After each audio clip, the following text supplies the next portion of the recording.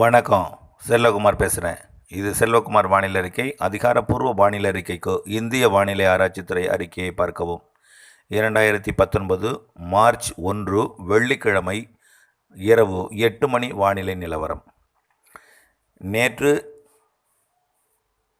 தேனி மாவட்டத்தின் தெற்கு பகுதி, மதுரை மாவட்டத்தின் பேரையூர் சுற்றுவட்டாரம் உசிலம்பட்டி வரைக்கும் மற்றும் விருதுநகர் மாவட்டத்தின் சிவகாசிக்கு மேற்கே மற்றும் திருநெல்வேலி மாவட்டத்தின் வடக்கு பகுதி, சங்கரன்கோயில் மற்றும் சிவகிரி பகுதி மிக கனமழை பெய்தது. சிவகிரி மற்றும் சங்கரன்கோயில் தான் நம்பர் 1 இடத்தை பிடித்து 5 சென்டிமீட்டர் வரைக்கும் மழை பெய்திருக்கிறது. இன்று வானிலை பார்த்தீங்கன்னா, நேற்று இரவு எடப்பாடியை ஒட்டியுள்ள பகுதி, கிராம பகுதிகளில் வயலில் நீர் தேங்கும் அளவிற்கு சுமார் 2-3 சென்டிமீட்டர் அளவிற்கு 4-5 சென்டிமீட்டர் கூட சில இடங்களில் பெய்திருப்பதாக தகவல் கிடைத்திருக்கிறது. எடப்பாடி அருகே உள்ள கிராமம், எடப்பாடி அல்ல, சேலம் மாவட்டம், எடப்பாடிக்கு அருகே. அடுத்தபடியாக இன்று மாலை, அதாவது விழுப்புரம் மாவட்டம் கள்ளக்குறிச்சிக்கு மேற்கே, சேலம் மாவட்டம் ஆத்தூர் மற்றும் தலைவாசலுக்கு வடக்கே, அதாவது இன்னும் சொல்லப்போனால் கருமந்துறை, அதாவது கோமுகி அணைக்கட்டு பகுதி, அதாவது தோரங்கூர் மற்றும் சிறுவாச்சூருக்கு வடக்கே மையமாக வைத்து, அதாவது கல்வராயன் மலை மீது கனமழை பெய்தது. அது உடனடியாக செயலிழந்தது.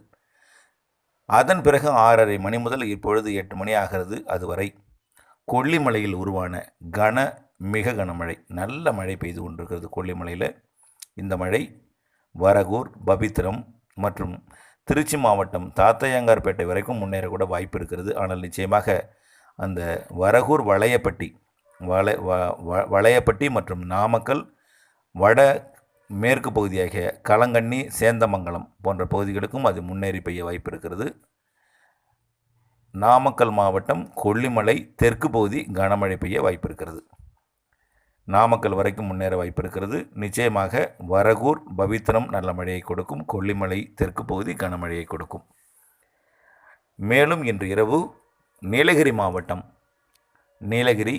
அதாவது உதகமண்டலம், கோத்தகிரி, குன்னூர் மற்றும் கூடலூர், நடுவட்டம், தோவாலா மற்றும் பந்தலூர் போன்ற பகுதிகளுக்கு, அதாவது கொடநாடு, கீழ்குண்டா மற்றும் மஞ்சூர் பகுதியில் உட்பட இன்று இரவு நள்ளிரவு 12 மணிக்கு மேல் நாளை அதிகாலை காலைக்குள் சற்று கனமழை பெய்ய வாய்ப்பு இருக்கிறது. இன்று இரவு இன்னும் சில மணி நேரம் கழித்து மேலும் சில இடங்களில், அது குறிப்பாக மேற்கு மாவட்டங்கள் மற்றும் உள் மாவட்டங்களில் ஒரு சில இடங்களில் இப்போது 2 இடத்துல பெய்து கொண்டிருக்கிறது. ஒன்று கல்வராயன் மலை, இன்னொன்று கொல்லிமலை. இன்று இரவு நீலகிரி மலையில் பெய்யும்.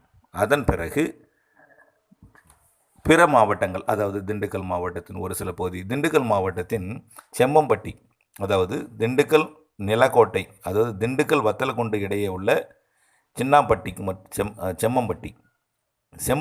செம்பட்டி பகுதிக்கு லேசான மழை வாய்ப்பு இருந்திருக்க வேண்டும்.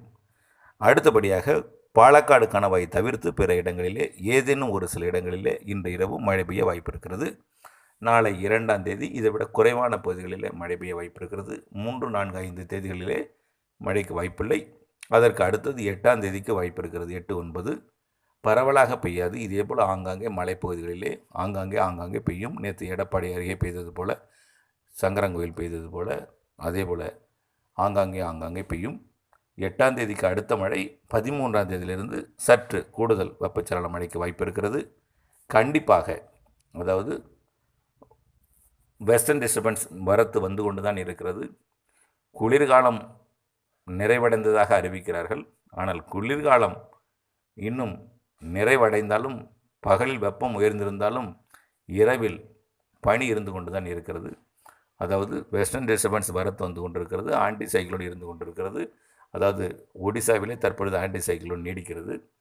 இவையெல்லாம் விலகிய பிறகு, அதாவது மார்ச் 10 தேதிக்கு மேல் 13 தேதியிலிருந்து வெப்பச்சலன மழையின் அளவு கூடும். ஏப்ரல் 14 இருந்து நிச்சயமாக மேற்கு மாவட்டங்கள் மற்றும் மேற்கு உள் மாவட்டங்கள், கேரளா, தெற்கு கர்நாடகா கடந்த ஆண்டை விட இந்த ஆண்டு கோடை மழை பிரகாசமாக நிறைய மழை இருக்கும். ஏப்ரல் 15 தேதிக்கு மேல். தமிழில் சொல்லப்போனால் சித்திரை வைகாசி 2 மாதமும். நீலகிரி மாவட்டம் இந்த ஆண்டு சராசரிக்கு வெப்பம் குறைவாக இருக்கும், மழையும் இருக்கும். அதாவது வெப்பம் குறைவாக இருந்து மழையை கொடுக்கும். நீலகிரி மாவட்டத்தைப் போல வால்பாறைக்கும் நல்ல மழையை கொடுக்கும். இந்த ஆண்டு பாலக்காடு கணவாய் பகுதியாகிய பொள்ளாச்சி, உடுமலைப்பேட்டை சொல்லவில்லை என்கிறார்கள். நிச்சயமாக சொல்கிறேன். இப்பொழுதைக்கு மழை இல்லாவிட்டாலும் நிச்சயமாக ஏப்ரல், மே, சித்திரை, வைகாசி நல்ல மழை காத்திருக்கிறது. அதுவரைக்கும் நீங்கள் இப்பொழுது இருக்கக்கூடிய இந்த வானிலை ஏற்றுக்கொண்டு தான் ஆக வேண்டும். ஆனால் இந்த பாலக்காடு கணவாயை தவிர்த்து பிற இடங்களிலே அவ்வப்போது மழை இருந்து கொண்டிருக்கும். பரவலாக பெய்ய வாய்ப்பில்லை. தென்மேற்கு பருவமழையானது இந்த ஆண்டு சீராக தொடர்ந்து பெய்யாவிட்டாலும் திடீர் மழை கனமழையாக பெய்து இறங்கி இருக்கக்கூடிய நீர்மட்டத்தை உயர்த்தும். அதில் எந்தவித பிரச்சனையும் இருக்காது. காற்றழுத்த தாழ்வு நிலையானது நிச்சயமாக 2 உருவாகும். அது ஏப்ரல், மேயில் உருவாகும். கண்டிப்பாக மே மாதம் 2 ஏப்ரலில் இல்லாவிட்டாலும் ஏப்ரலில் பின்பகுதி நிச்சயமாக இருக்கும். மே முதல் வாரத்தில் ஒன்றும், மே 3வது வாரத்தில் ஒன்றும் நல்ல மழையை கொடுக்கும் கடலோர மாவட்டத்திற்கு. ஆக இந்த ஆண்டு வெப்பநிலை அதிகமாக இருந்தாலும் இடையிடையே திடீர் மழை இருக்கிறது. உள் மாவட்டங்களுக்கும் மேற்கு தொடர்ச்சி மலை மாவட்டங்களுக்கும் அதாவது கிழக்கு கடலோரத்தை தவிர உள் மாவட்டங்களுக்கு தினசரி, அதாவது ஏப்ரல், மேலே, சித்திரை, வைகாசியிலே தினசரி வெப்பச்சலன மழை கடந்த ஆண்டை விட கூடுதல் மழை இருக்கிறது. ஆனால் வெயிலும் அதிகமாக இருக்கும். நீலகிரி மாவட்டத்திற்கு மட்டும் சற்று வெப்பநிலை குறைந்திருந்தும் மழையையும் கொடுக்கும். தற்பொழுது இன்று இரவு நீலகிரி மாவட்டத்திற்கு நல்ல மழை எதிர்பார்க்கிறோம். வரும் நாட்களிலே அவ்வப்பொழுது மழை இருந்து கொண்டு தான் இருக்கும். தொடர்ந்து அவ்வப்போது இருந்து கொண்டிருக்கும் மழை நீலகிரி மாவட்டத்தை பொறுத்த வரைக்கும். நன்றி. ஆனால் கனமழைக்கு வாய்ப்பு இன்று மட்டுமே. நாளை மறுதினம் லேசான மழை இருக்கலாம், இல்லாமல் கூட போகலாம். நிச்சயமாக 13ஆம் தேதிக்கு மேல் வெப்பச்சலன மழையின் அளவு பரப்பும் கூடும். ஏப்ரல், மே மேலும் கூடும். சித்திரை என்று, அதாவது ஏப்ரல் 15 தேதிக்கு மேல்தான் நல்ல மழை காத்திருக்கிறது. அதுவும் சித்திரை 15 தேதிக்கு மேல் வைகாசி 15 வரைக்கும் நல்ல மழை இருக்கிறது. கவலைப்பட வேண்டாம். நன்றி.